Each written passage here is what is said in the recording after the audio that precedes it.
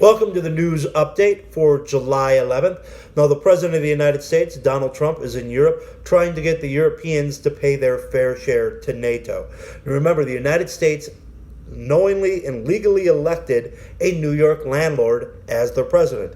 NATO is not paying their fair share of their NATO dues. It's basically like having a tenant behind on the rent. So what is our landlord doing? He's going over there and telling Germany and the other countries, time to pay up, we need you to pay rent.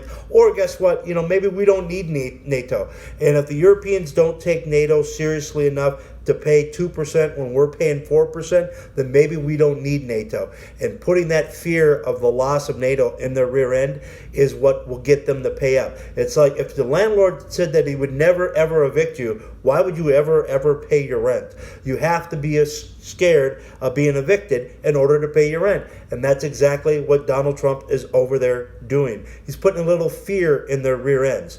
In addition, he just made a comment this morning that Germany gets almost all of its energy from Russia. It does a lot of natural gas business with Russia.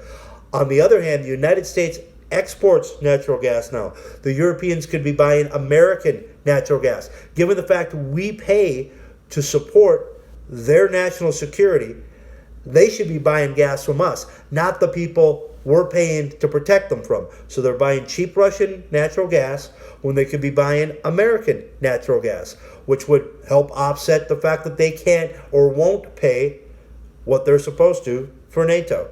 So that is the point the president's bringing up. And you won't see anybody else bringing up the fact that America is a natural gas exporter now, and that Germany and other European countries get their natural gas from Mother Russia. I like Russia, don't get me wrong. But if we have to pay to protect you from Russia, and then you get your gas from Russia and not us, well, we're getting screwed two ways. I have a problem with that. A third thing that the president is bringing up that nobody brings up is that there are tariffs on American imported goods going into Europe, particularly Germany. If you know why you don't see a lot of American pickup trucks in Germany? There's more than an 18% tariff on American trucks sold in Germany. The Germans make a truck, sell it in the United States, they pay 2%. You make it in the United States and sell it to Germany, and you pay 18%. On a $40,000 F-150, 18% is a lot of money. You're looking at almost $6,000 fine for making it in the United States instead of Germany. But if you make it in Germany and you sell it in the United States, you pay almost nothing. At the same time, we're paying hundreds of billions of dollars to protect Germany from Russia. Think about it. There's no wonder Trump is over there saying these things and doing these things. When you know what the truth is, when you know how we're paying to protect them, but they're not buying our natural gas, and they put tariffs on our products, and we don't put tariffs on their products, it is foolish.